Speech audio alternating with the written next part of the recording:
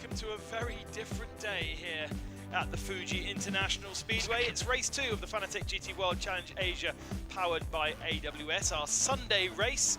And while Saturday was bathed in sunshine and we could see the top of Mount Fuji, well, you can't today. And the low cloud has started to roll in around this circuit. We had heavy rain overnight. There isn't actually rain falling right now. The circuit is wet, but it's the cloud that we are a little bit concerned about. It rolls in, gives us visibility, and rolls away. So it's a difficult one for our race control to really call, because at one moment you've got good visibility. I'd say from our camera shots right now, it's all good. But in 1 second, suddenly the first corner disappears. We are in the middle of our championship. It's actually the first weekend that we visit Japan this year, having raced at Sepang and Buriram already. We'll be going to Suzuka in a couple of weeks' time, and then Okayama in August, and finishing our championship in Shanghai once again. The return of China to the calendar.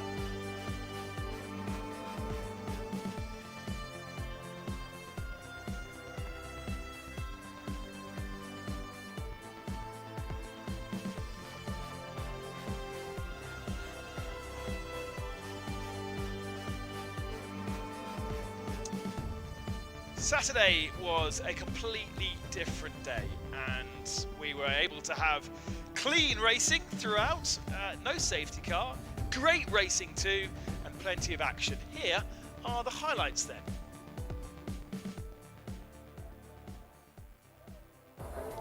Here are the highlights of race 1 here in Fuji. A jump start from James Yu in the yellow Audi would send him for an early drive-through penalty. And there was a little bit of chaos in the middle of the pack, with the number 18 having contact and spinning around. The bronze drivers, there is that contact, by the way, with the 563 or Lamborghini, which eventually ended up retiring.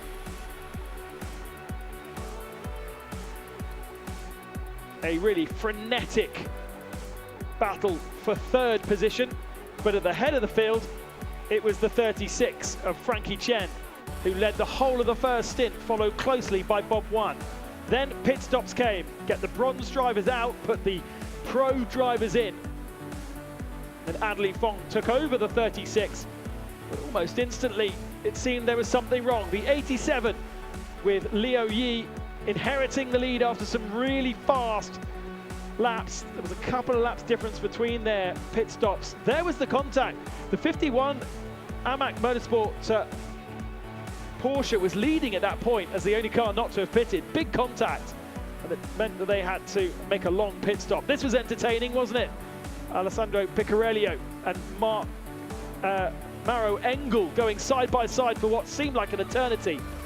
3 or 4 laps worth before finally Piccarello was given some clear air to set about chasing down these two. Liberati and Mapelli in the 2 Lamborghinis, lapping very, very fast, but the gap was just too big. Liu Yi had up to 25 seconds at one point and came over the line to take the checkered flag to win for the first time since 2019. Bob Wan and Liu Yi, your overall victories for Origin Motorsports.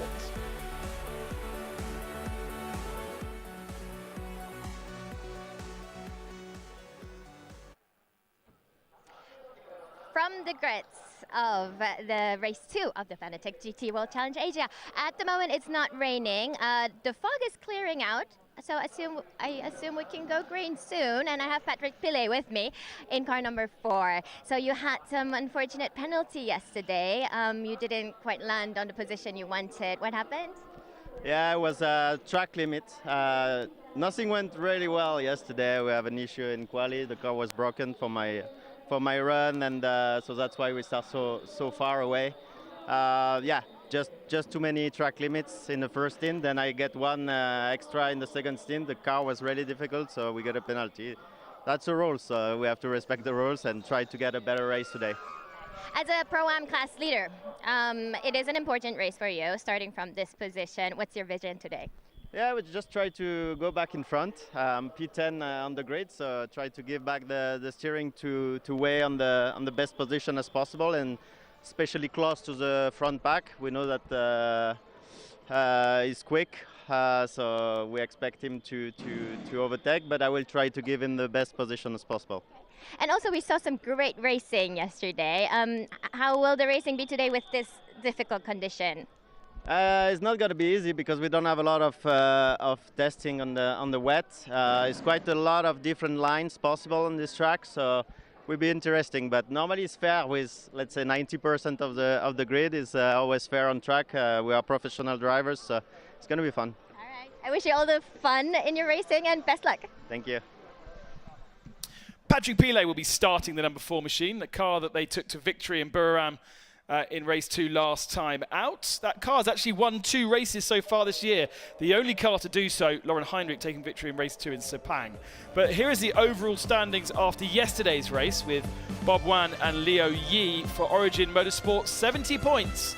And what is that? 14 clear of Wei Lu in the number 4. Obviously, as having 2 teammates, he doesn't have a second driver matching him. Great result yesterday for Alessio Piccarello and Anthony Liu, and that puts them up to 3rd in the standings with Frankie Chen and Adley Fong.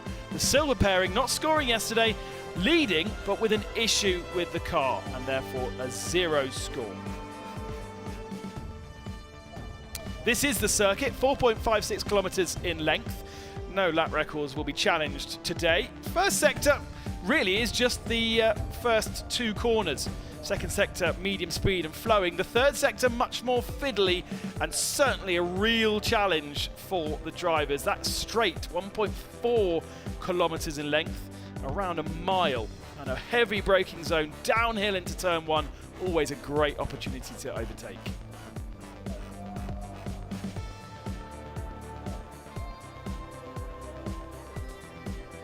Whilst we wait for the start of the race, we can go back down to Amy on the grid, and she has our poleman Luca Stoltz, who didn't get a chance to race yesterday. Luca, quite unfortunate yesterday. Good to see the car is back. Are you good to go from pole position today? Yeah, definitely. It's just some hard luck in the last 2 races for us. But yeah, today is a good starting position, and we try to go from there and have a clean race. What's the condition like? It's a difficult condition on the tires, I guess. Yeah, it's a little bit a difficult choice in terms of pressure, but yeah, let's see. We have a little bit of fog, but I think it's quite okay to drive. All right. Great racing. Good luck. Yeah, so Luca Stoltz and Prince Abubakar yesterday on the pole position, but their front left tyre was not fitted on correctly, and when they tried to fit it, they stripped the thread on the hub, and therefore could not get that car to race. So they'll be looking forward to getting a good result here. Let's go now on board with another Mercedes, Mario Engel. Hey guys, Mario Engel here, racing for Craft Bamboo Racing this weekend in car number 30, and let me take you for a lap around Fuji Speedway.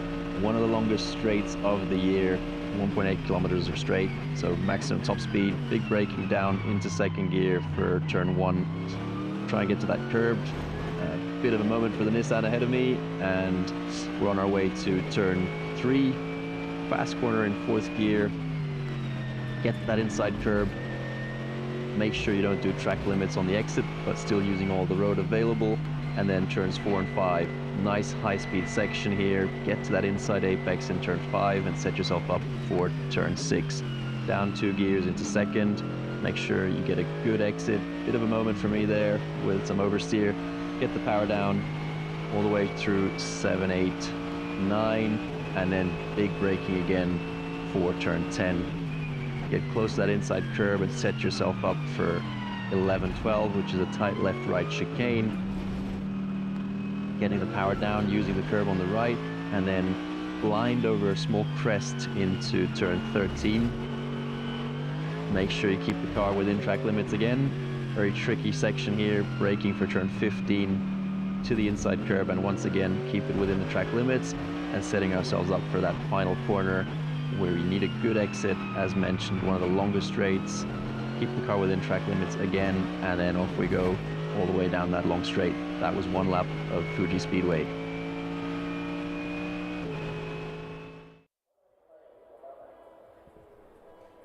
amazing to see how different the circuit looks from that driver's eye view to how it looks from the exterior, from even the onboard cameras that we run traditionally in television. Let's go back down to Amy, who's going to have another chat with Jules Gounon ahead of this race. Jules, you had quite a weekend this week, and starting from front row today in this difficult condition, can we expect some great racing?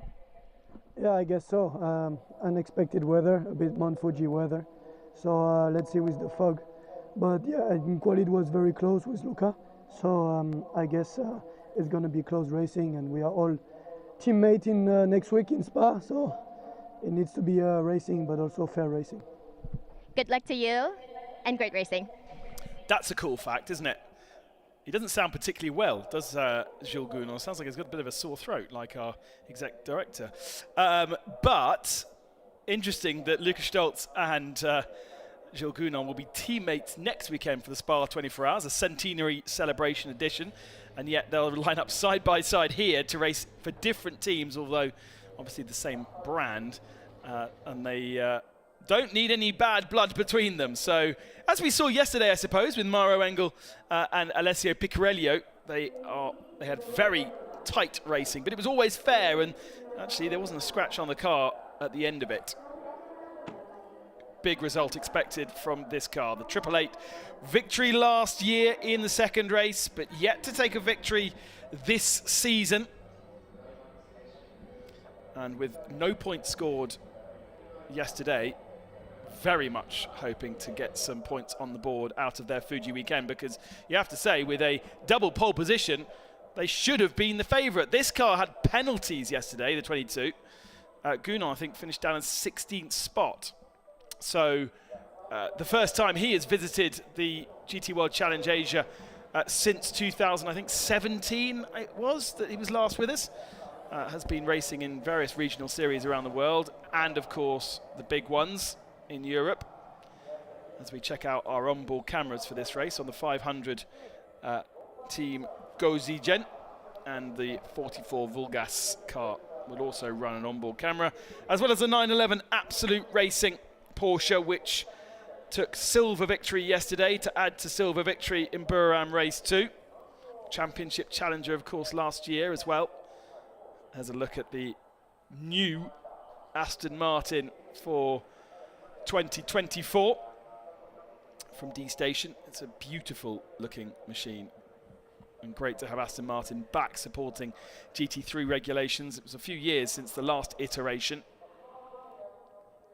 And we are going to go to green flag racing as expected in a minute and a half's time. But it's a difficult one for race control, because with every second that passes, this cloud either is in or out. So hard to know exactly if it's going to be safe to go racing. We've got Eduardo Freitas with us this weekend as race director, WEC race director, and fresh or not from Le Mans 24 Hours, where he pretty much does the full 24 hours and stays awake for the whole thing.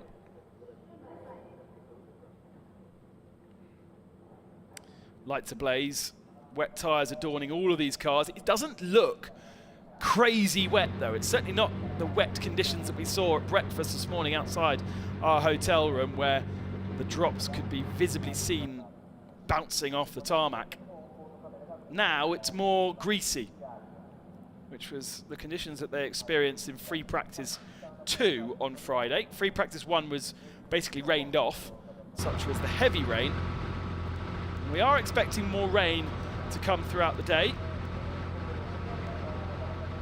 but for the moment it's not falling. Safety car rolls away, and race control will give a green flag, and this will be their formation lap, and then almost certainly they'll be doing another second formation lap, which will count towards the race time. But the clock doesn't start on this one, it only starts on the next one. A chance then to look at the conditions for the first time. They had one reconnaissance lap, of course, getting to the grid. That will have given us some kind of information. The Aston Martin stutters away, or not quite yet. Still got the yellow flag flying for the number 8, which is the EBM run Aston Martin GT3 Evo. Now he gets going again. EBM most notably associated to Porsche, of course, but running Setawan Santosho here in GT World Challenge Asia this year. Not even much spray coming off the cars here. If there was such thing as Inter tyres, it would be Inter tyres, wouldn't it? Let's have a look at the grid then. Stoltz and Gounon line up on row 1. 888 versus Climax Racing. Then it's Maro Engel making it 4 Mercedes in the top 4 with Jaden Ojeda in 4th. First the Porsches, Alessio Piccarello alongside Works Porsche driver Jackson Evans. The Lamborghini of Marco Mappelli in 7th alongside another VSR car, Yuki Nemoto. Vingegaard didn't have much fun yesterday. He'll start 9th, Patrick Pilet in 10th. And then Tomonobu Fuji for D Station 11th, and Eduardo Liberati in 12th. Jalen Rothbottom and Kondo, then Houston, the lone BMW in 16th, and Liu in 16th position. Leo Yi, our race winner yesterday, only 17th. Adli Fong led most of the race. He starts 18th today. And then Kanamura, Marco Winkelhock, Fujiyami and Joel Eriksson, Christian Colombo and Akish Nandi. A real mix-up with Talat Sathan only managing 25th. And the rest of our grid down to 33 starters, with Andrew McPherson off the pace in his qualifying session, but we'll be hoping to battle for AM victory. Second formation lap incoming.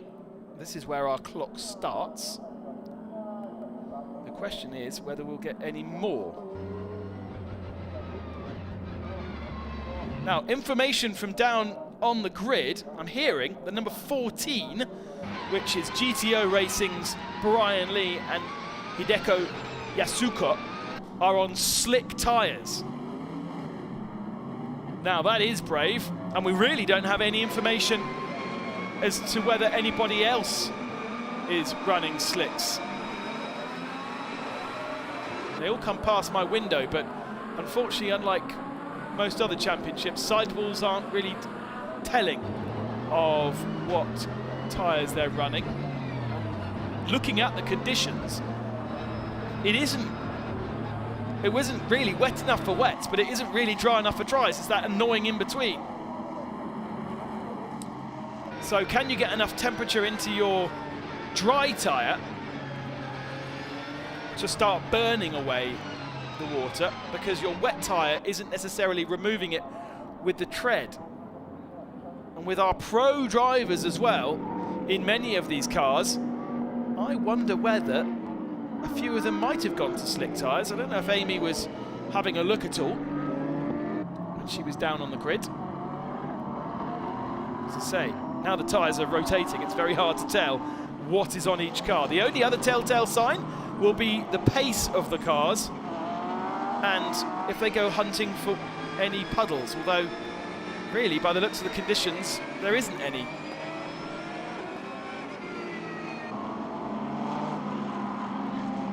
The 14 on the wet tyre is at the very tail of the field, so why not take a little bit of a gamble?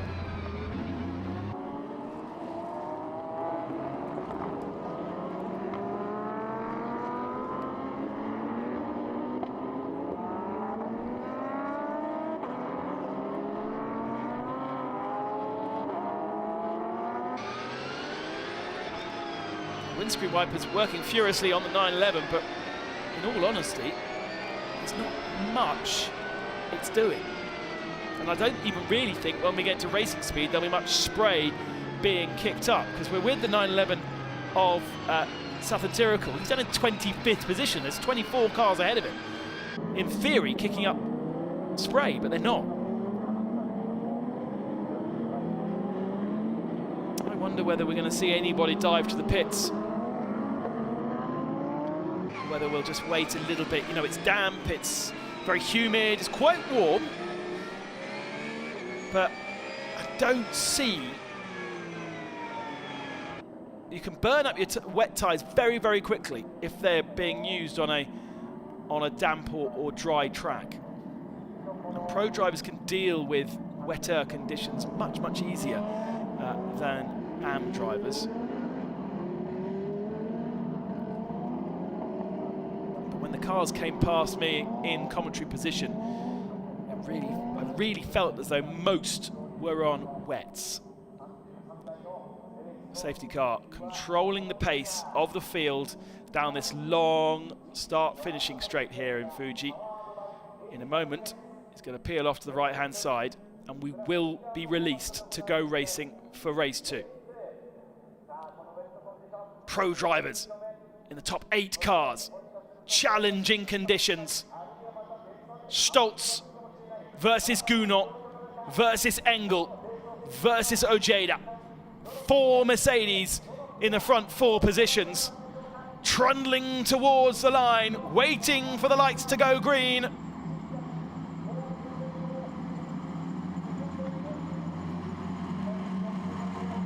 It's a very, very, very long hold, but it's a very, very, very long straight. And they're so desperate to stamp on that throttle. Now they can. Off we go. And the cars fan out. It almost looks like night as they head down to turn 1. And there's a lot of cars all trying to occupy the same part of the circuit. Picarello in the Porsche down the inside and up to 3rd position. That's been a great start from the red and yellow machine. And side by side for the lead, Jules Gounod from the outside gets the car to the inside line for turn 3. Stolz tries to go around the outside, but that's not going to work, and there's going to be a lot of improvisation as to where you place your car to find the grip. Cars off on the side of the road there, but nobody seemingly rotating.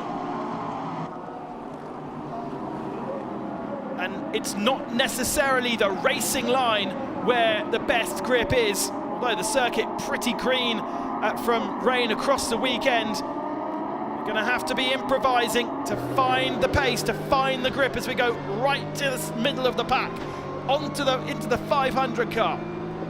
Kanemaru in 19th position at the start of the race. Not sure if he's made up any positions into sector 2. No, he's down in 22nd now. And actually, there isn't too much spray, is there? Visibility is good. Round the outside comes Mauro Engel on Picarello, so he's got himself up to 3rd. Picarello slow and struggling a little bit. Almost felt like Ojeda was pushing him round the penultimate corner there. But Gounod has scampered away. Stolz in 2nd, Engel in 3rd. Picarello is still 4th down the inside there. Oh, nice one from Patrick Pilet, stealing a position from Ojeda. That inside line is a stronger line then. Usually you go all the way around the outside, but with this greasy condition, being offline is providing more grip, and Patrick Pilet proving that through the final turn. Markus Winkelhock, the big winner of that first lap. He's up 10 positions. Oh, as Engel goes deep into turn 1.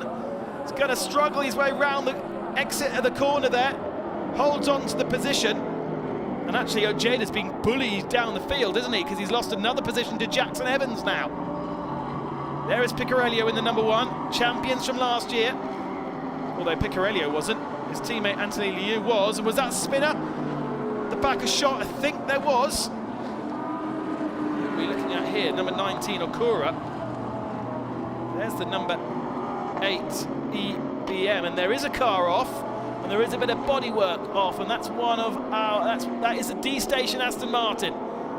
So that's Fuji Tomusan from right in the middle of the pack.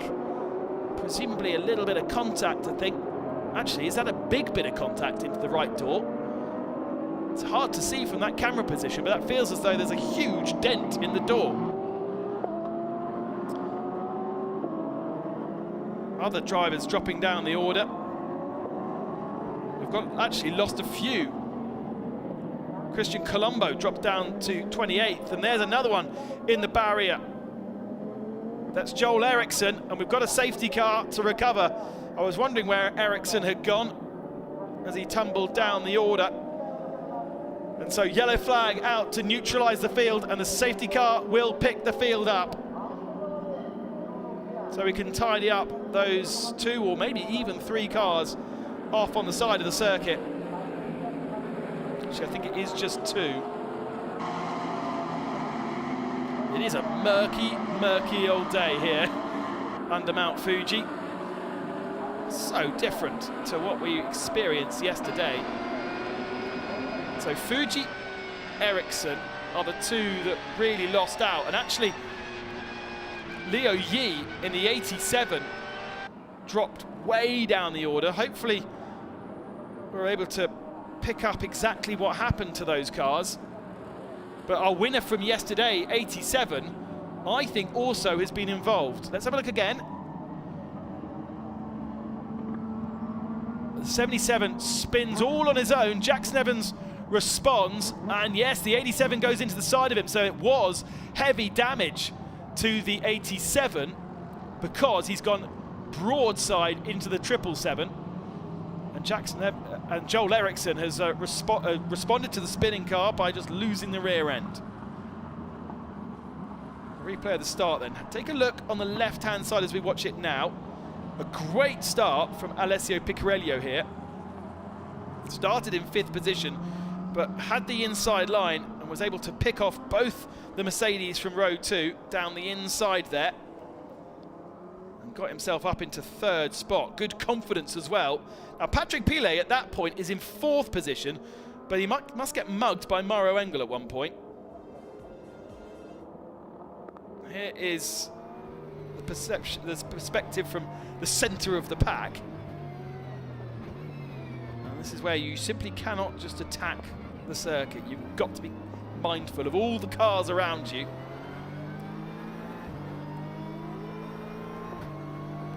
And Kanemaru did lose a couple of positions on the first couple of corners in that 500. So incident involving car 93 and 777 under investigation, but I would say that 93 was reacting to 77 spinning from the view that we had anyway, rather than there being actual contact between the 2.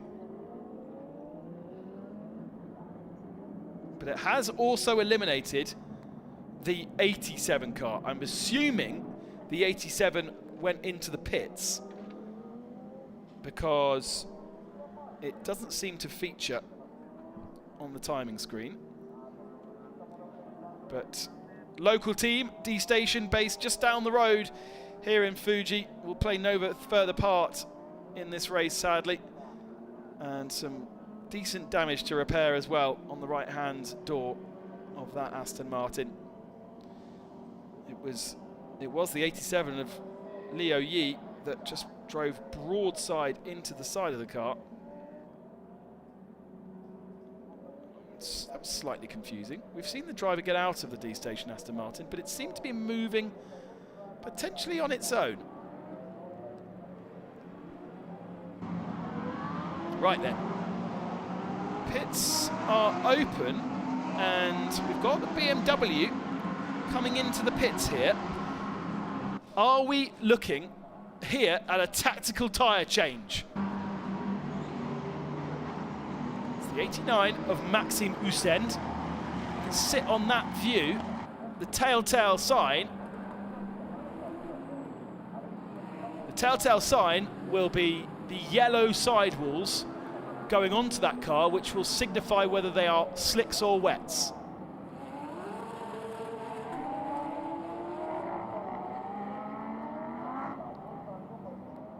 Once again, the replay. Oh, it's so hard to say whether there was certainly no contact with the 93, because the 93 spun on its own and actually then caught the end of the tarmac, so ripped the front end off, and then the 87 went into the side of the 777. So certainly an incident to investigate, but I think there'll be no further action on the investigation. BMW still in the pit, so this isn't a change of tyre. There's some discussions going on down in pit lane. I thought they were being very clever there, but perhaps not. Perhaps there was an issue with the BMW. That's a shame. It's the sole BMW represented in the field. And I am surprised, but it's very hard to tell, obviously, from where we're sitting, that no one else has thought to pit and get tyres on.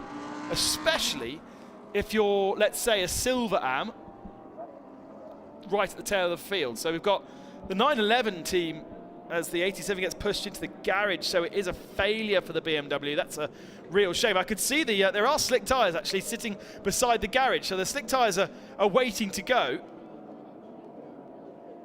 And has the BMW punctured a radiator with some debris? There was a few bits of carbon fibre that were flapping about around the incident zone, and I wonder whether a bit has gone through the radiator and the car is experiencing overheating. Either way, it wasn't a change of tyres like I thought it would be. But if you are the 911 down in 24th position, Tanart Sathantirakel, you're a silver partnership. You've got 2 silver drivers in the car. At the moment, you're well outside of the points. You're last in silver. Could you risk it? That cloud has rolled in again, so visibility getting less and less, which suggests maybe race control will keep the safety car out longer than the incident needs. We've got number 14, Yatsuoka, who is last of the runners now. That is the car that is on slick tyres, if you remember. Thanks to Tom Hornsby for pointing that one out. But we think potentially is the only car to do so. Let's go down to the pits whilst we're under safety car and speak to Maxime Houssem from BMW. So Maxime, it's quite sad to see the only BMW in the box right now. What happened? Yeah, it was really close racing. Like we were sandwiched. We were like with 7-8 cars together. Then all of a sudden, I think a car in front got spun around. I was in the middle of 3 cars. 1 car braked. I had no place to go. So it's a shame that it happened after such a nice result yesterday. So. Well, let's hope for the next race then. By the way, you're so tall. How tall are you? 198, so really tall. Very rare for a driver, but yeah, rest well. And let's enjoy the race then, looking at it, yes. Thank you very much. Yeah, Amy's normal height. So Max is really very tall. Certainly not a single-seater frame. We do see that, though, with GT Racing. Max from the Netherlands. Hoping potentially to attract the attention of BMW to become a works driver, and then you just get, like we see with Maro Engel, like we see with Jules Gounod, get given opportunities to go racing in all kinds of places thanks to GT3 Racing as a works driver.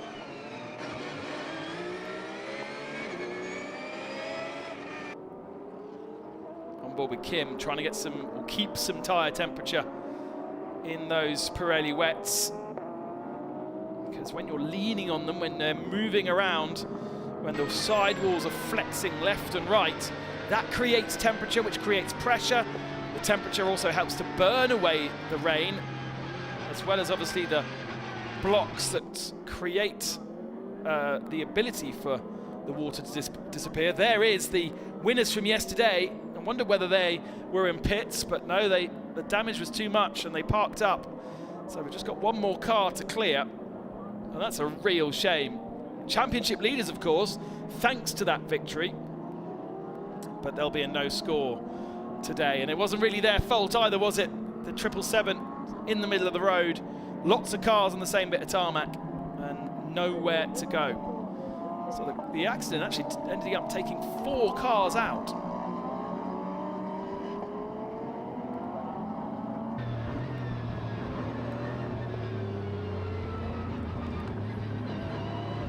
Now we are only 7 minutes away from the pit window opening. You have to do your driver change within that window, so anyone who wants to come into the pits and change tyres, you could do it, but you'd still have to come in and pit again. So you're effectively giving away track position. And it's difficult at the moment for us to judge whether the dry tyre is the right tyre to have. We'll have to watch out when they do pit, whether any kind of silver, probably is the likely ones, any silver entries do change to the slick tyre in that window. It would be more of a risk to do it for the pros that are handing over to their AMs. But if you've got experience in the car in the second session, and the more we sit under safety car with our pros within the cars, the more that negates their effect on the race. And therefore, the preference or the advantage sways towards our 4 silver entries that are still running. Adley Fong in 14th spot, didn't get a run yesterday after retiring the car after the pits. And then Liu in the 77, Nandi in the 41, and Sathan Tirakul in the 911. Let's go back down to Amy in the pits. She's with the 87 team, Origin Motorsport. With championship leader Bob, the car is out of this race. Given that you had a great win yesterday, it's very unfortunate. Yeah, today was a little bit unlucky, I think. Yeah, but this is a race. I mean, sometimes, you know, it happens. Yeah, but yeah, I'm happy the Leo is okay. So everything fine. Just the car damage because the Martin, there was 2 car touch. Then Martin spun on the streets. Then unfortunately, we touched a little bit. So yeah, that's it. Thank you very much. Bob in his civvies as we go back to green flag racing. Safety car is in, visibility getting worse and worse. And all those wet tyres now back into their window of being used. We'll keep an eye on the time of the number 14, Yatsuoka, down in 28th and effectively last right now. But if his sectors start lighting up our timing screens, then we know that slick tyres are the right tyre to have. But as we go back to race pace, you can see that water is being kicked up by the wet tyre.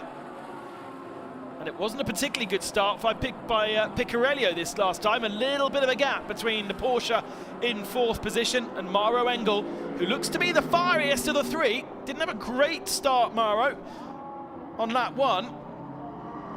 But now, that pink and white machine hassling Jules Gounon, Lucas Stoltz, sorry, in the 888. And Jules Gounon in the number 22. Leading the race right now. We've also seen in that car this year, because it's the first time that Jules has been aboard that car, Ralph Aron, the Estonian,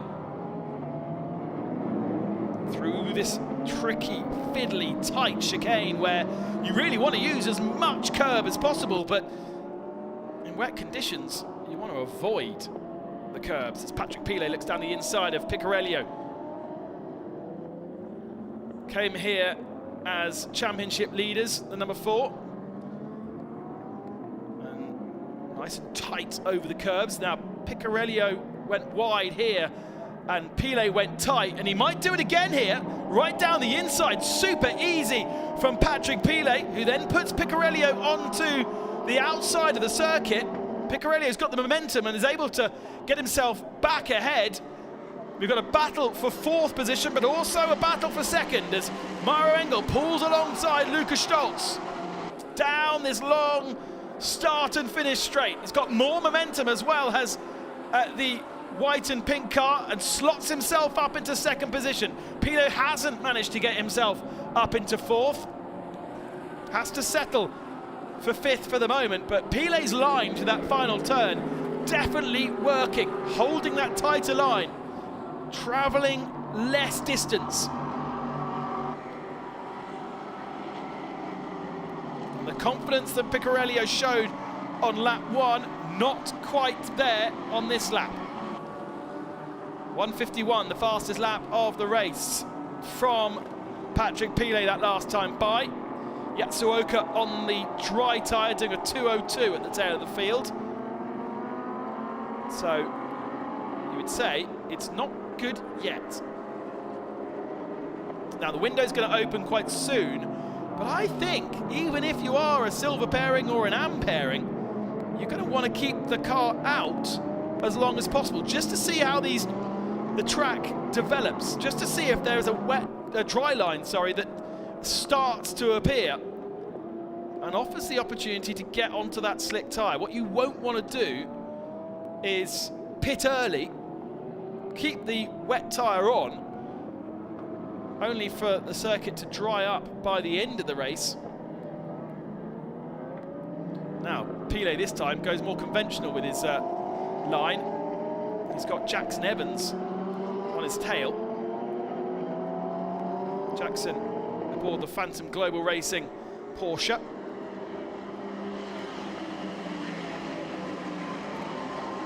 Three Porsches line astern. Pilet in 5th position in the number 4. Huge defence from Picarello, sitting right to the inside. Oh, and Pilet's got caught out by a slow Mercedes there. Stoltz was going very slowly in the braking zone, and Pilet nearly rear-ended him. Pilet's lost 3 positions. Luckily, didn't lose the rear end of the car, as Ojeda flashes his lights to say to Pilet, get out of the way, I'm coming through. But why was Stoltz so slow going into turn 1? Is there a little issue for the Mercedes that is now in 3rd position? Engels up ahead of him. We do have one pitter, the number 66, which is Climax Racing's Mercedes. Ming Heng will be taking over. Look at this. Maybe it was just a slipstream that Patrick Pilet had so much more speed than Picarello and Stoltz that when he got to the braking zone, he needed more of it, basically. But no, look, all 3 of these Porsches are stuffed up behind Lucas Stoltz. 888 car, sliding around, unable to hook up the apex there. Stoltz is struggling. He's going to be handing that car over to Prince Abubakar Ibrahim, who was fastest in qualifying 1. But a car that's fast in the dry is not necessarily fast in the wet. Onto the main straight. It's a retirement for the 66. It's not a conventional pit stop, sadly. It's been a miserable weekend for Climax Racing and that Mercedes. There are plenty of penalties as Evans and Picarello now go side by side, and Evans is being very aggressive there, not giving Picarello very much space at all. Again, they draw up to the tail of Lucas Stoltz. Picarello looks to the inside and gets better drive off the corner, but Stoltz is going to have the inside line for turn 3, which is the left-hander, as Adli Fong brings the 36 Audi into the pits. 2 silver cars, actually, in pit lane right now. So I'm assuming they don't feel as though they want to wait for a dry tyre. They think that this circuit is going to stay this wet. Stoltz is now defending. It'll be Anthony Liu who'll jump aboard that number 1. Look how tight this was down the main straight. Picarello to the very inside, but Jackson Evans properly squeezing him. Was there a bit of contact? If there wasn't, it was very close. To the chicane then. Round the outside. It's not going to work, and that's actually may hand an opportunity for Jackson Evans to go around the outside of Picarello, and that has worked. Evans to the inside now, and Pilet makes it 3 Porsches wide. No, he doesn't. He comes out of it. But Evans takes the position up to 4th, and best of the Porsches now. Gounon leads Engel by just under 2 seconds. Stoltz 2.5 back from those 2. But with these 3 Porsches fighting, as Pilet does his trick of down the inside, and he nearly gets 2, but he doesn't have the drive off the corner when he does that. Mid-apex, it's really good, but he can't get the power down on the exit of the turn, and that's compromising him all the way down this straight. Evans looking strong at this juncture. It'll be Yingzhu Sun who'll be taking over from Jackson Evans. As we've got a back marker up ahead and down the inside, Evans goes to get up onto the podium. They're also going to try and get round James Liu here. And James Liu, a very, very fast driver, 1 lap down because of the pit stop they've made. And being swamped by the leading cars here. James, being a silver driver, capable to run pretty well on pace once he gets up to speed.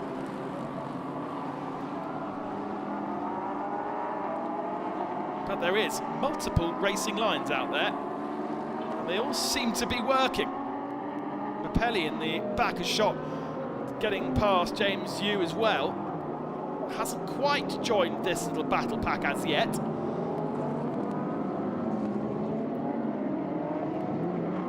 And actually, Stoltz has got back ahead of Evans, probably at turn 3, whilst I was busy watching James Liu.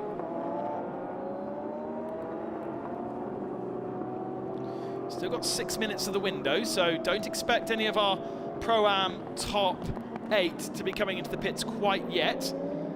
151 is the pace. Actually, the circuit a little slower on that last lap.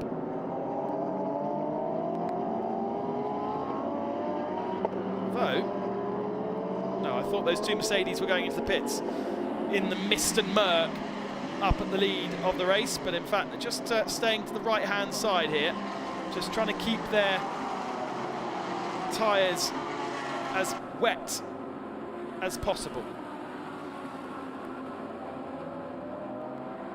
Really is quite difficult to see as they come down into turn 1. Once again, Stoltz just using that outside line, going all the way around the outside, which is just giving him a bit more momentum out of turn 1, down through 2 and 3, and holding him ahead. It does look mid-corner as though he's made a mistake, but it actually seems to be working. Markus Winkelhock has been given a drive-through penalty for causing a collision with the 563 Lamborghini.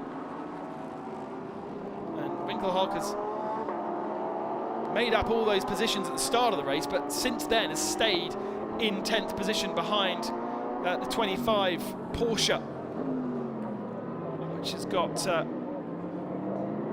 Tsubasa Kondo at the wheel at the moment.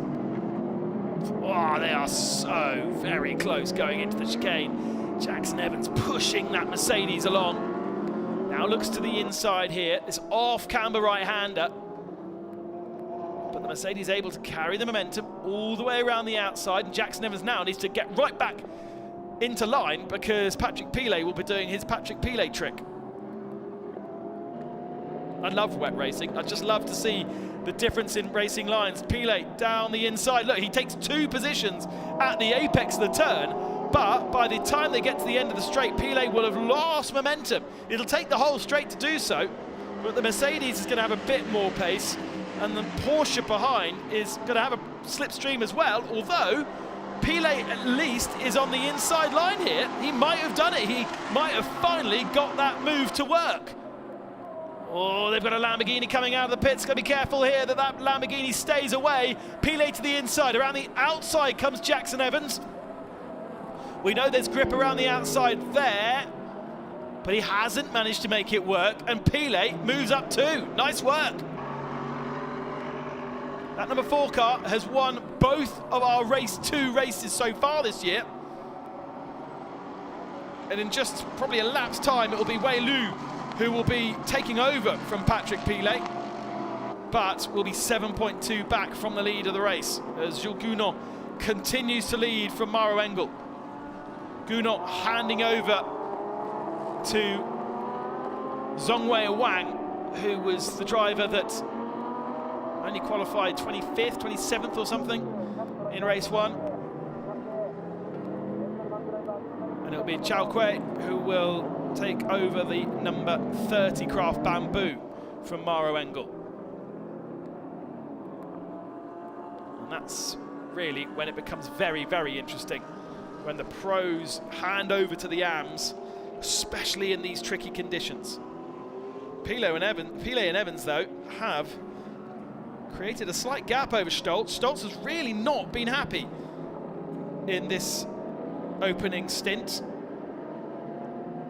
But Prince Bakar Ibrahim is a very, very strong AM driver. A little bit of a kiss there. Now they dive to the pits. Probably sensible, because it would have been very, very tight to go another lap. And so this could be all of our pros coming in. Yes, there's nobody passing pit lane. And so that is the end of witnessing the likes of Gunnar, Engel, Pile, Evans, Stoltz, Picarello, Ojeda, Mapelli and Winkelhock. Those famous GT3 names have done their work. And now it's time for the AMs to do theirs. Wet tyres going on for Wei-Lu. In the end, it just isn't drying up. It must be the humidity stopping the circuit from drying. I'm presuming that the number 14 that started on on dry tyres has gone to wet now, because Brian Lee, who is now in that car, is still at the tail of the field. But setting better lap times. He's down in the 56s now. Success ballast, of course, from yesterday. 15 seconds to the 87, but that doesn't matter because the 87 is in the barrier. The number 6 will have 10 seconds, but 6 is, well, I've just come out of the pits actually. And then the 63 will have 5 seconds, but we haven't seen anything of the 63 on that first stint. In fact, is that another of our retirements that we haven't checked off? No, it's not.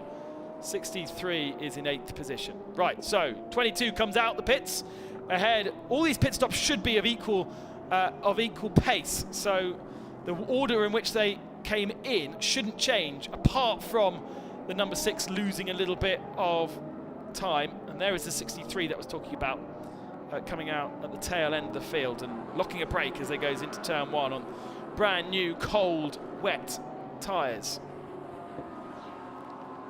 What we should see is those early silver pitters making their way up through the order. Harmony Racing leads the silver class. It is Jiatong Liang who is driving the 77 car, but he's only 4.6 seconds ahead of 36 Frankie Cheng. That's for silver honours, but at the moment on the timing screens they're down in 16th and 17th position. In theory, all the cars ahead of them with AM drivers, they should be able to pass.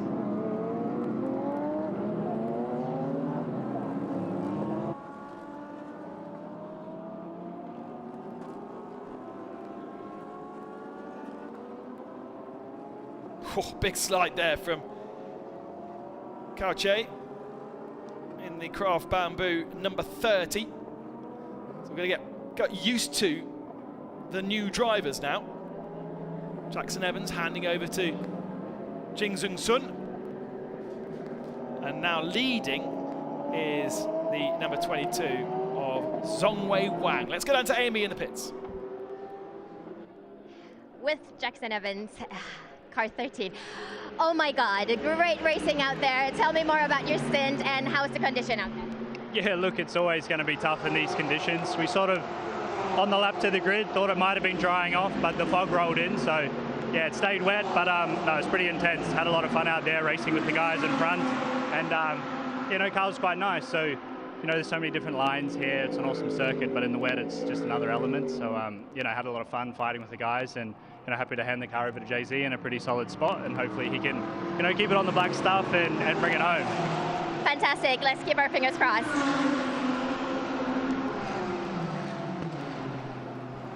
Jackson Evans, part of the Supercars Australian field. New Zealander, but moved and raced in Australia.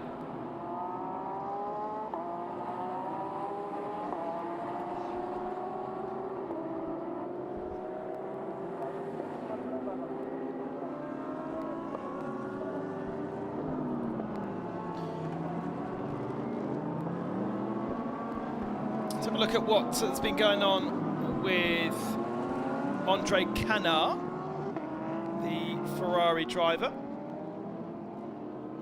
Backs out of trying to overtake. Backs out of trying to overtake James Q and then gets nerfed, I think is the way to describe that. Doesn't look like too much damage to the rear right of the Ferrari. Should point out that Andre Canard is not his real name, that's a pseudonym. Oh, we've got a safety car.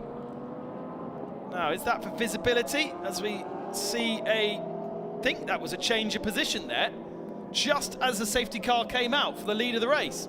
We'll have to get a replay as to when that happened, because I think that might have happened when the safety car was called, as the number 41 of James Yu has what looks to have expired rather than spun, doesn't it?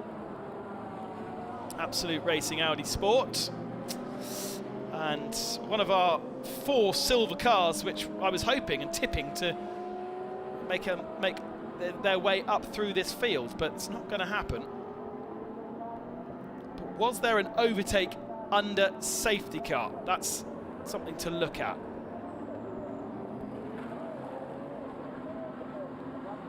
'22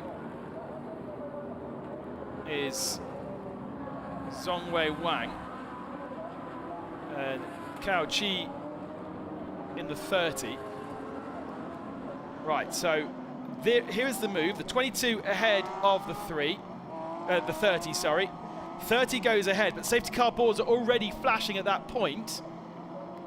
So I think maybe what we saw actually, what we picked up on during the when we came to that shot was 22 getting given back the position, because it is now 22 that leads. So they've actually sorted themselves out without needing the intervention of race control.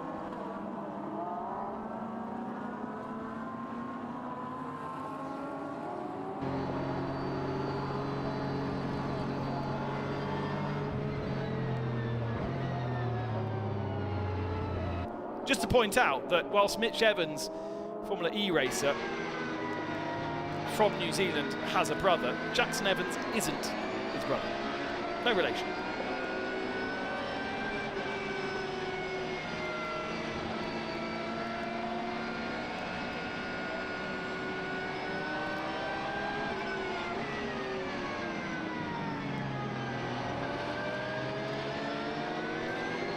On board with the 911, you can see how difficult visibility is at this particular moment in time. I imagine what we're trying to do is clear away that 41. Let's go down to the pit lane whilst we wait and have a chat with Jules Gounod. So Jules, how was your stint? How is the condition out there? The gap you made is gone because of the safety car, I guess? Yeah, but I was quite happy because next week they plan some rain in Spa, so I was like this morning, that's a good training for next week. I like the rain, so I had a hairy moment on Friday because there was a lot of rain. I had a big crash from aquaplaning, so this morning I was still not so sure. But the car was great. Climax did a very good job. My mechanics also fixing the car, and now we had a very competitive car. So Wang is in P1, 18 minutes to go. So let's cross finger and hope he can do a good job. Let's hope to get racing again soon, I guess, with the fog clearing soon. So yeah, let's keep our fingers crossed. Yeah, exactly. Finger crossed. It's always a pleasure to be in Japan. The fans are amazing. This track is nice, and I think SRO can be very proud of the grid they have in GT World Challenge Asia. It's a great combination of pro-am, because the AMs are fighting against the AMs and the pro against the pro. So fair play to SRO, to Stéphane and Benjamin for making this grid, and I can't wait to be back. Thank you very much. Clip that one up for social media. Nice words, Jules Gounod.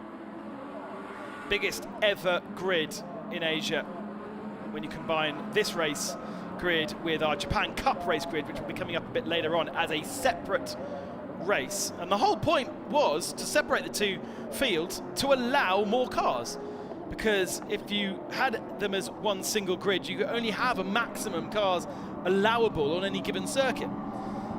And it has worked, because we had 49 GT cars, of which 41 are GT3. And perhaps the coolest thing about it is that there are 11 different manufacturers represented as well.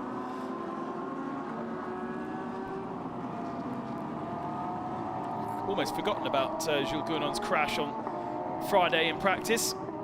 I hope he's wrong about the weather in Spa. We're looking forward to having a nice sunny week for the centenary edition of the Spa 24 Hours. The real highlight of the GT3 racing calendar, although now GT3 regulations are also adopted for Le Mans. You can go racing in your GT3 car there, but it is a very different balance of performance. The ACO who run that versus SRO who run all of these races do it in a different way. So your performance of your car can be different in the two different championships.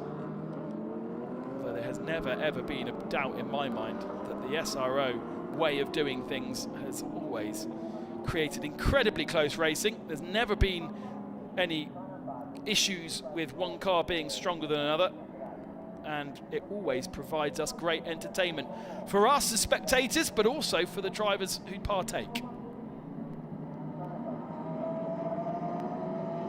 We are going racing with 15.5 minutes remaining once more. Into the murk and into the fog, down the main straight. Hard to even pick out what car is what car. It's like the Nürburgring 24 Hours all over again, apart from we are racing and we are going green, and that is the silhouette of a Mercedes coming towards us, with Wang leading Zhao, Sun in third position, defending down the inside. And this is a massive challenge for our AM competitors here, just to keep the cars on the road and let alone go racing, because the grip on offer will be so different in different parts of the circuit. That's a little bit loose and a little bit wide from Wang in the number 22. Cao Chi looking very, very strong, switches to the right-hand side. Has he got the momentum to make a pass here? He's on the inside line, now to the outside line, round the outside, and the number 30 goes to the head of the field. Craft Bamboo now lead, and applause down in the garage for Darrell O'Young's team. Somewhere there is some cars. This is almost worse than commentating on a night race. Side by side for third position of Liu and Sun. And I tell you what, I reckon Liu is going to benefit, especially if they get into each other like that. Wei Liu being nerfed around and loses 1, 2, 3, 4 positions as Anthony Liu has moved himself up into, is that second or third position? Third at the moment. Thankfully, Wei Liu getting away with that half spin and kept momentum going, and it may well result in a penalty for the number 15 of Yingzheng Sun. Not a big one, but advantage by contact, no doubt. There is Maro Engel, our guide around this circuit from driver's eye, and our entertainer in both of our races, where he was right in the thick of things. Frankie Chen up to 8th position in the Audi. Watch out for the number 36.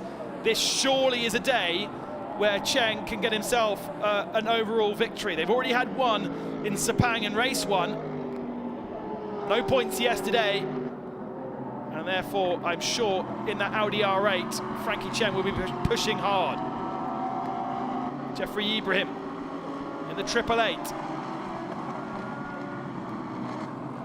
Johor Racing only 3.9 seconds off the lead. I wonder whether he will feel stronger than we saw Lucas Stoltz feel in the first part of the race.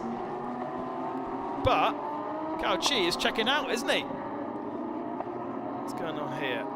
This is another look at the overtake for the lead then. Out of turn 3 into 4, and it was kind of a defense from Wang, but it was mistimed, and much better confidence from Cao Chi in the 30.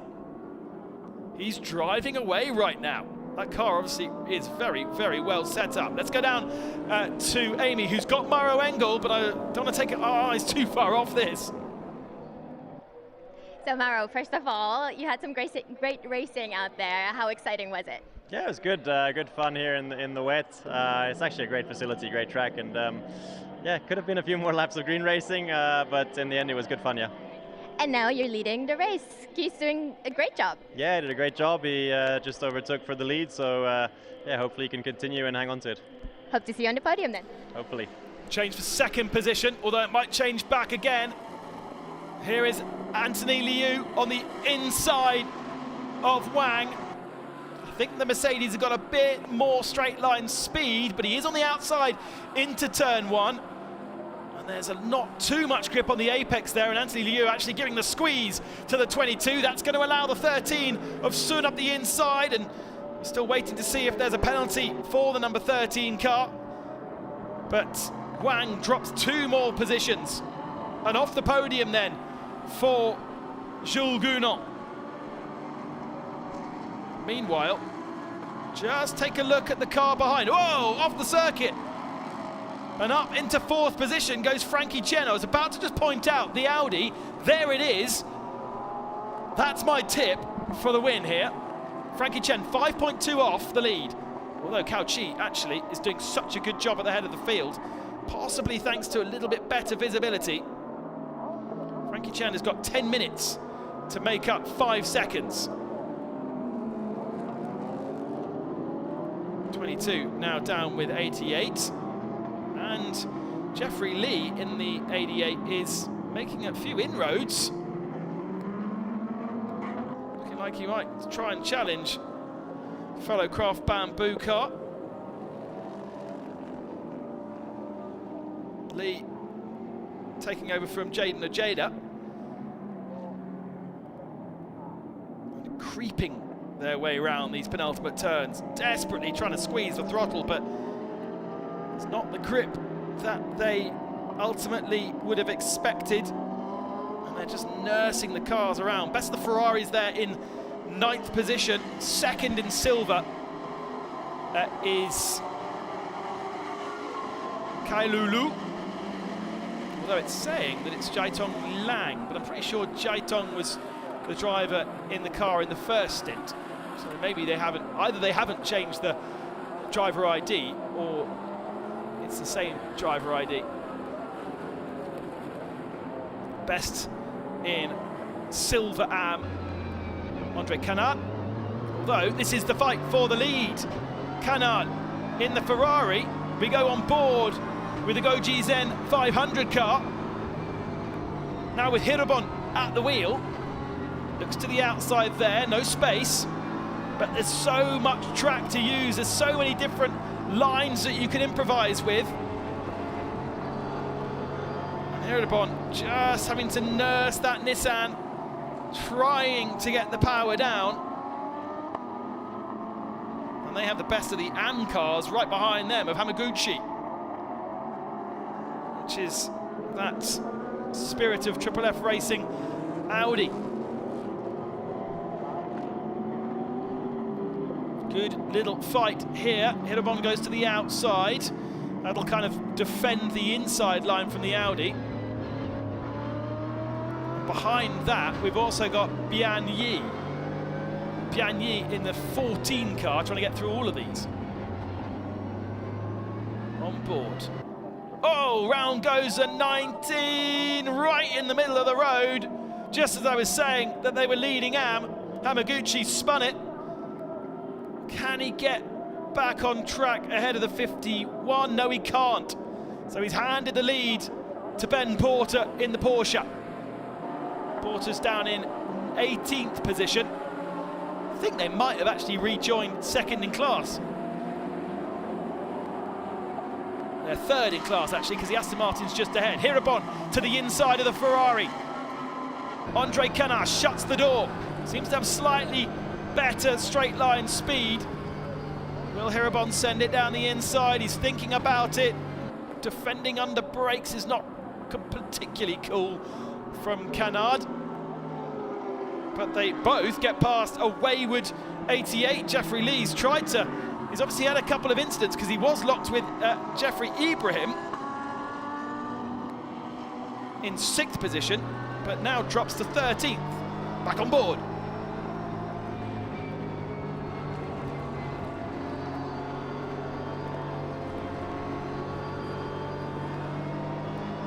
You can hear how tentative the drivers are having to be with the throttle. They'll obviously have the traction control working for them as well. But so tricky to lean on the car, especially when it does that to you. Did you see the oversteer mid-corner? Scary, scary stuff. Oh, who are you? Where have you come from? Biang Yi appears out of nowhere. Oh, we've got a bit of bodywork in the front, right in the chicane there. What was that? Looked like a front bumper from someone. But race control need to get onto that quickly. You don't want to be driving over that. It looked like Biang Yi was about to in the number 6 Lamborghini. 6 minutes remaining. Cao Chi still leads. Anthony Liu second. Just 1.6 seconds now separating them. No, it's even less. Look at this. This is the battle for the lead. Our championship leaders. Our championship winners from last year. New car for this year. Haven't yet taken a victory in 5 rounds that we have completed. But Anthony Liu looks to the outside. Can't find a way through turn 1 as yet, but has closed down that gap to within 0.2 of a second. And now Cao Chi is going to be looking in his wing mirrors. Not be seeing very much in your wing mirrors. It's just going to be a blur of light. They will also be concerned about the progress of Frankie Chen. Silver car up into 3rd now. And that Audi at the back of shot, which in the hands of Frankie Chen led the first part of yesterday's race. Jeffrey Lee, by the way, having an absolute shocker. Dropped down to 19th position just now. That 888 Craft Bamboo car. Frankie Chen led the whole of his stint, but then when he handed over to Adley Fong, the car expired. And that is a front bumper from, I'm going to say, the number 4. As car 13's been given a 10-second time penalty for contact with the number 4 earlier on. Do you remember that half spin at the chicane?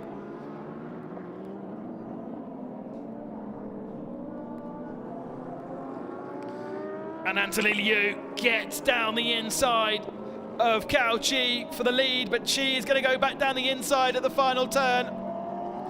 We've seen how that doesn't work, but here comes Frankie Chen.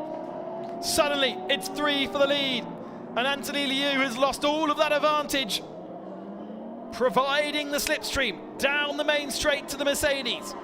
The Audi just a stone's throw behind. 4 minutes remaining in this race, and a 3-horse race for who will take victory. They all fan out to get a little bit of visibility and grip into turn 1. Cao Chi back down the inside, back into the lead of the race. He's not giving up without a fight, but the more they do this, the more they're going to allow Frankie Chen, who is the more experienced of the 3, to get himself back to where they were in Sepang at the start of the year, where Frankie and Adley got victory. Back down the inside from Anthony Liu. Oh, this is wonderful stuff. We saw the pros doing it in race 1, but the AMs are showing they can do the same thing, and you can't keep your eyes off the screen. Hillebon, by the way, now leading in the Silver AM category in that Nissan, up to 10th position overall as we go full course yellow. With 3 minutes remaining, the results are now static. Nobody can overtake. Everyone is doing 80 kilometers an hour, and presumably that is for the marshals to get rid of that front bumper that's there. The question still remains as to whose front bumper it is. I'm not quite sure how they're going to get a marshal out there. Cars, actually there is quite a big gap because of the safety car. There is a gap in the second half of the field where they will be able to get a marshal out to go and pick up that front bumper. Wei Lu in 8th position. I think it's Wei Lu's. Pretty sure they are the owners of the front bumper, let's say. Seeing a couple of changes of position on our timing screens, presumably happening before full course yellow was called.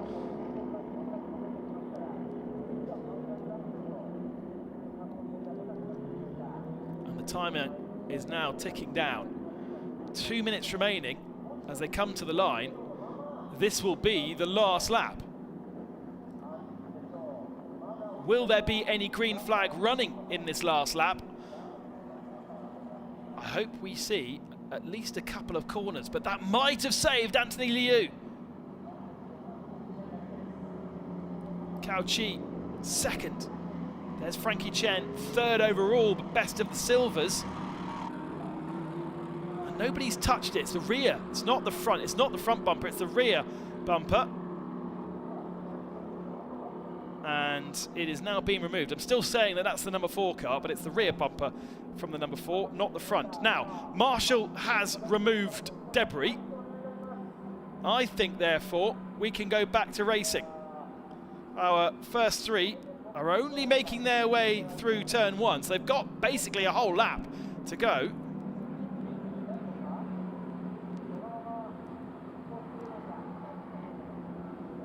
Still changes in order. Quite sure how that happens when you're under full course yellow, but timing screen's still updating.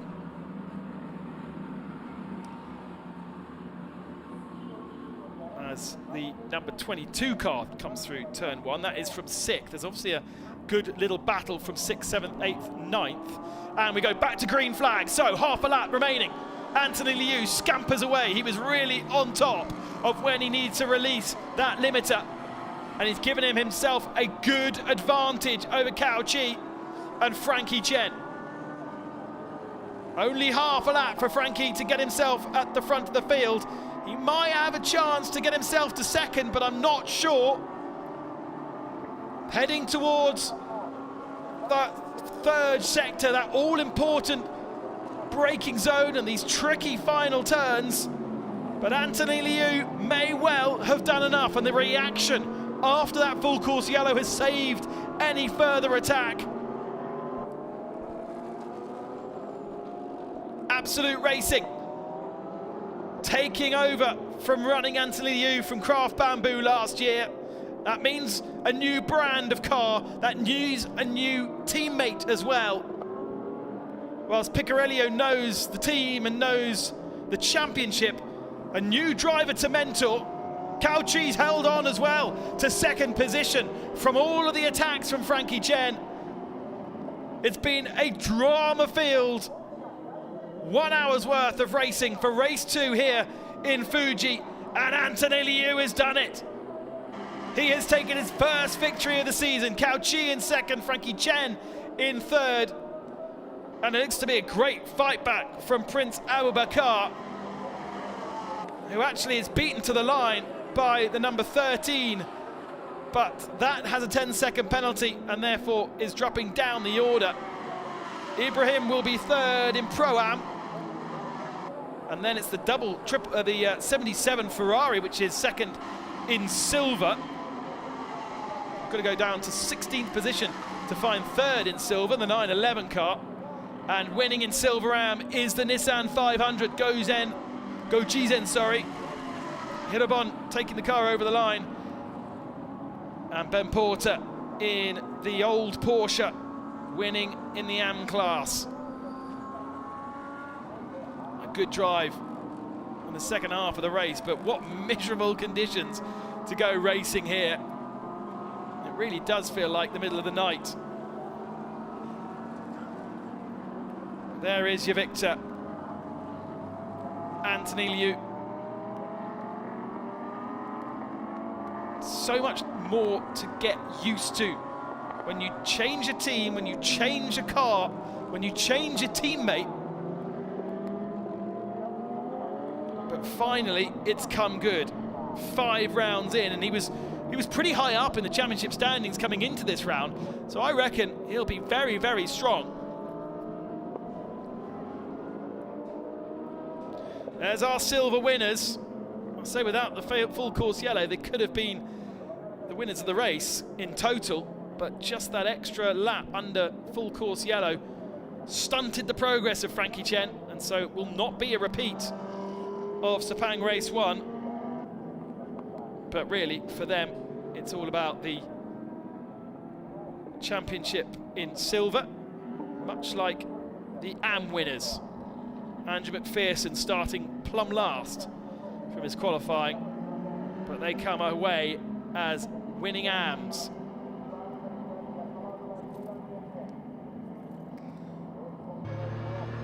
Highly entertaining action here from Fuji. The clouds didn't really stay away, but the rain pretty much did. A challenge for everybody. Entertainment from our pros. And the AMs put on a show as well, didn't they? Certainly for the lead. Cao Chi and Anthony Liu having a fantastic battle. Shame about the contact. Shame about Wei Lu being spun around. They finished up down in 7th position by the end, the number 4, with a slightly battered rear end to that Porsche. But crucially, they did finish ahead of the 13, who was the assailant, ending up with the penalty down in 10th position.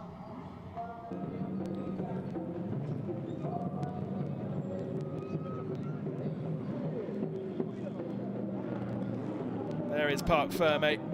Mauro Engel able to have a chat to Cao Chi in 2nd spot, but we await the celebrations from Anthony Liu.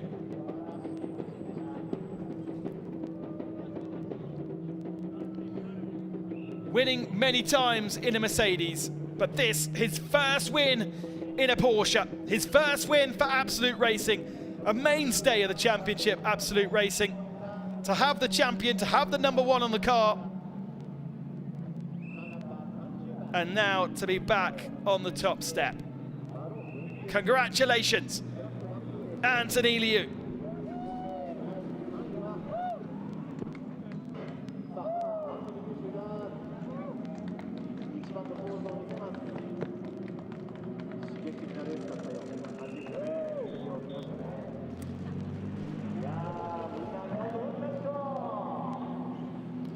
Now, when was the last time Alessio Piccarello took a victory? Because whilst he's been part of the championship for a while, he certainly didn't take victory last year.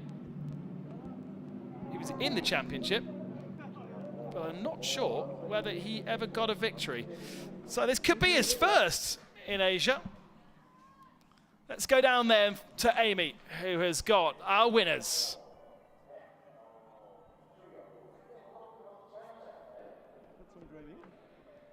Anthony, congratulations. That was wild. The winners of this crazy racing out there.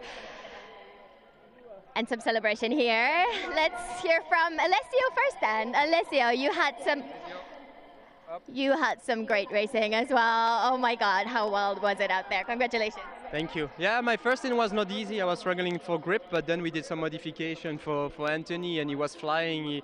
He knew he had to be sharp, overtake as soon as possible, and that's what he did. He did a great job, and yeah, if I'm not too wrong, I think we are back in the lead of the championship, or close, so yeah, perfect. Super race out there. Anthony, let's hear from you. Congratulations. Thank you. How wild was it? It was great racing. Did you have fun out there? Yeah, really fun. It wasn't so wet, but just greasy, you know. Yeah, but it's I lost almost a sure victory last year this time in race 2. So I guess the mountain gods have decided to give it back to me. Thank you. Arigato. Congratulations to both of you. Party hard. Alessio Piccarello, last win in Suzuka back in 2019 in this championship. That was for Craft Bamboo Racing. So presumably was not in a Porsche. Here is the result then. Piccarello and Liu taking victory for Absolute Racing ahead of Mauro Engel and Cao Chi, the long-time leaders. The best of the silvers with Adli Fong and Frankie Chen, but just not enough time to get themselves onto the overall victory, with the 888 JMR Mercedes finishing in 4th spot. Second best silver was the Harmony Racing Ferrari, the 77. And then you've got to go down to 11th position, where Kanamura and Hirobon got the Nissan the victory in silver AM ahead of Kondo and Ichiyama. And Canard and Gersich dropping to 3rd in the end of the silver AM. Best of the AM category, Will Porter and Andrew McPherson. 12th overall a really, really good effort.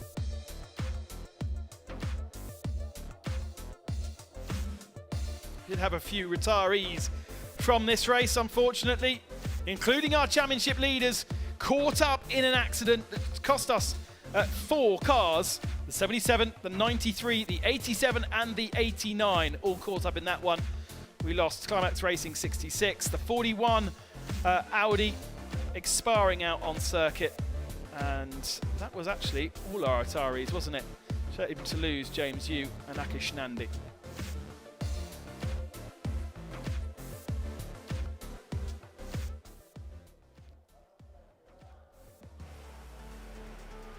The gap on that last lap, grown by Anthony Liu. Full course yellow, very, very worrying with 1 lap to go, but he did a great job and certainly had confidence on the restart to take the victory. There is Alessio Picciarello celebrating down on the pit wall. A new teammate for Alessio this year.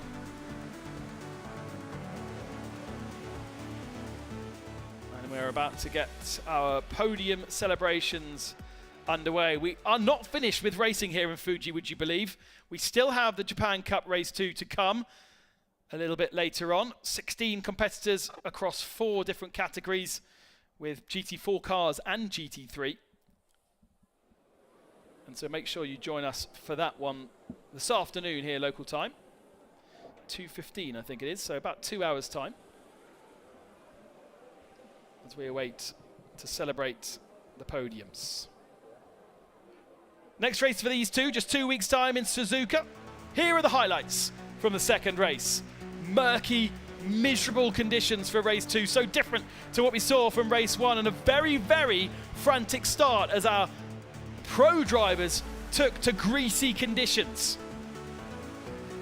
Lukas Stoltz on the inside of Jules Gounon through turn 1, with Maro Engel losing out to Alessio Picciarello, the best of the Porsches, the number 1 car, with Patrick Pilet in the number 4. But this was the main problem. The 77 spun, sent the 93 into the barrier, and the 87, our championship leader, into the side of the Aston Martin. A full course yellow to tidy that one up.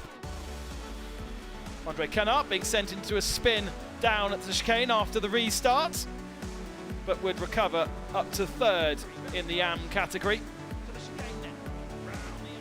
Round the outside at the chicane, different lines giving different grip, and that resulted in a very frantic end to our pro drivers, all then coming into the pits to exchange to their AMs right at the end of the pit window.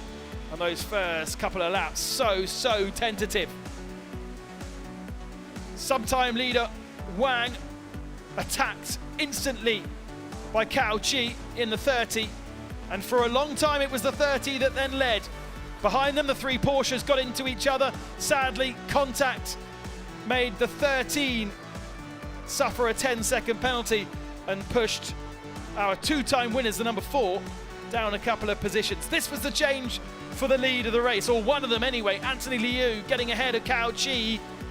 Cao Chi did respond, but eventually, through a full course yellow, Anthony Liu was able to hold on, and despite Frankie Chen in the Audi carving through the pack, he couldn't find enough race time to get himself on the top step. It was Anthony Liu and Alessio Picciarello taking their first win of this year's championship. The fight starts now to defend that 2023 season.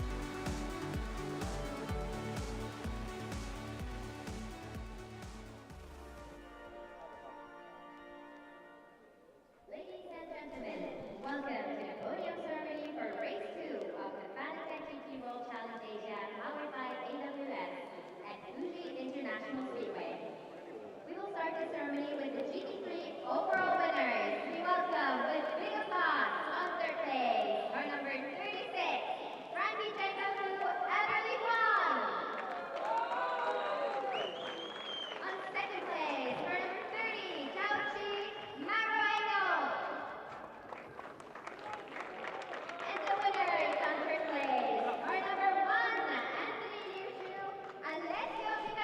the overall podium first.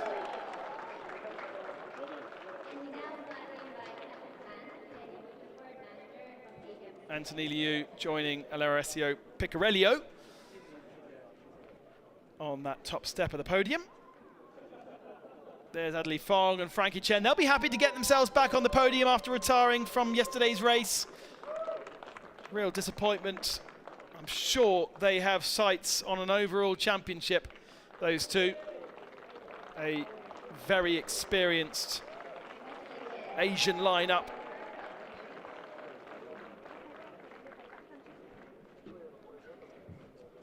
But Anthony Liu, who I think now has the championship lead, will have something to say about that. We're only in the midpoint of the championship, still Suzuka, Okayama and Shanghai to finish the season.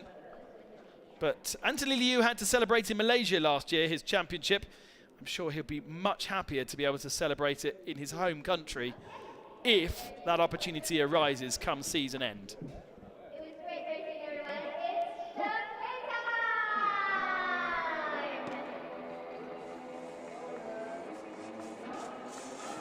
The champagne sprays on the podium to finish our weekend of action from the Fanatec GT World Challenge Asia, powered by AWS.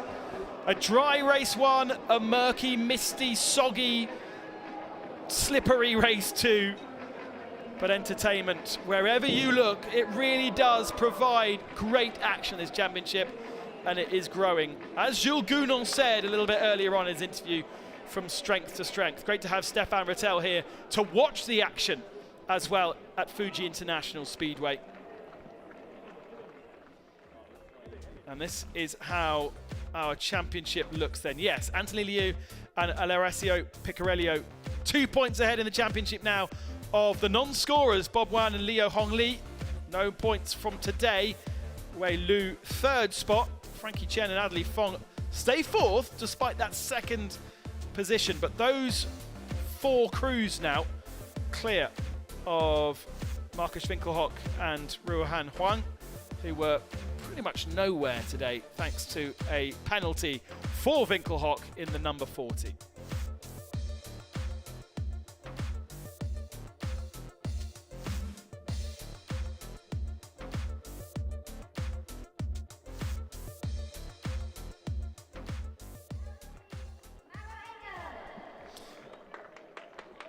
Our second podium then for Pro-Am. So we've got Anthony Liu and Alessio Piccarello. I'll get it out of my mouth at one point.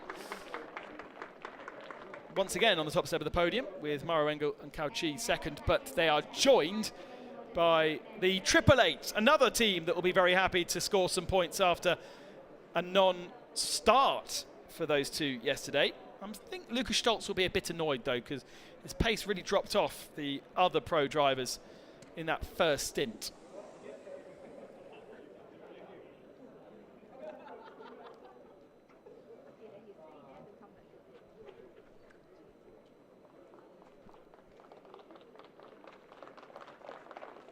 Trophies for the Pro-Am category, always at the sharp end, especially with the safety cars and full course yellows that we had.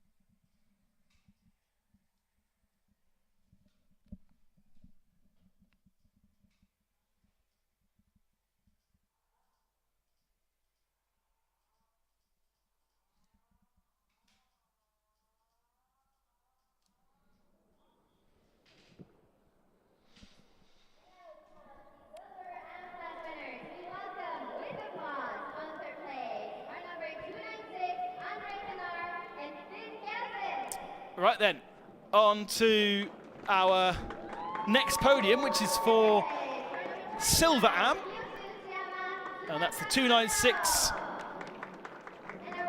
Absolute Corsa, Absolute Racing, running a Ferrari,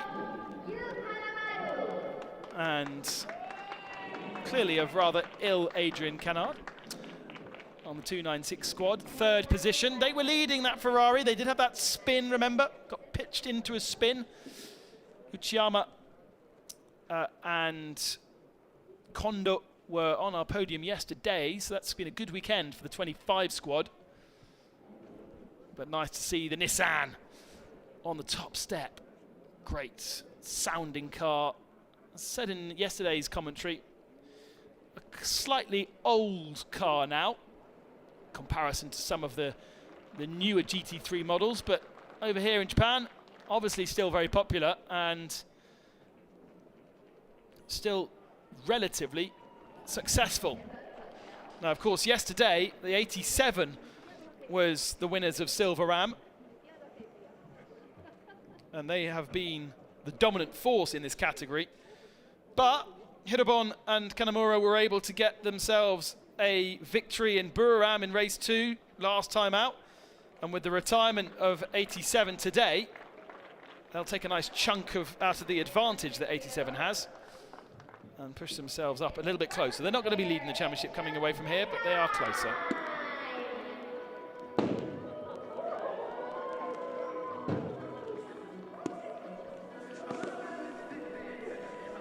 Champagne sprays then on the podium.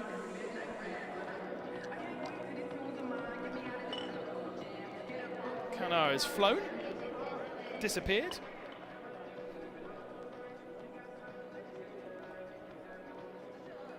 But nice to have Nissan back on the top step. Well done, boys. It was cool to ride on board with Hirobon as well in that battle for the lead. And here is how the championship in Silver Ram now looks. Bob Wan and Leo Yi still lead, but that advantage much reduced since the start of the weekend. Hirobon and Kanamura second position, and Canard and Gershitz up to third position, but only a couple of points ahead of the 25 Porsche Center Okazaki.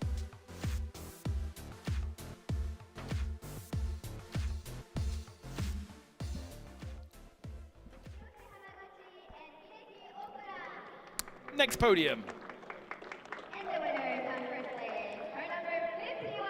It's for the AMs, and that means the Aussies that were on the third step of the podium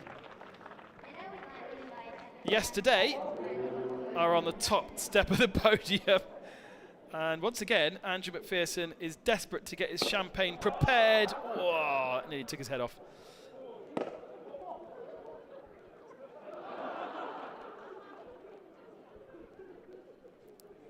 I've never known such hilarity thanks to champagne corks going off. If you're going to release them, they're going to go off. It's kind of a fact.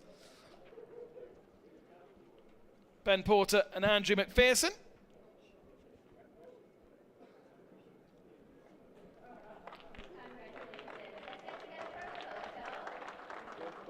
That's their first victory of this season, actually. They've been on the podium every single round, but have not got themselves on the top step. So after yesterday having a bit of damage as well, good work from the Aussies.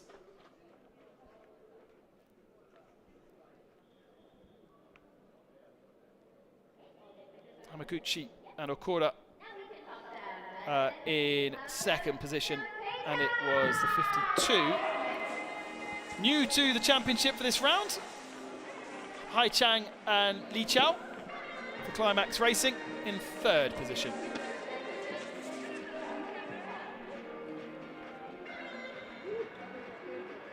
So what happened to the Ferrari that won yesterday? Garage 57 ended up down in 24th spot and actually penultimate AM. So it wasn't a very fun day for them. That is job done then here in Fuji International Speedway.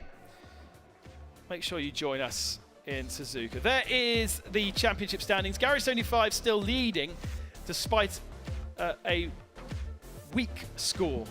But it's now McPherson and Porter up to second in the standings, ahead of the Triple F Racing in the AM category. Highly entertaining action here from Fuji, whether it be in the dry or in the wet. The only sad thing is we don't have those beautiful views of Mount Fuji today. But it has been a typical Fuji day. Thank you so much for joining us. See you in a couple of weeks' time. Suzuka is the 5th and to the 7th of July. See you then.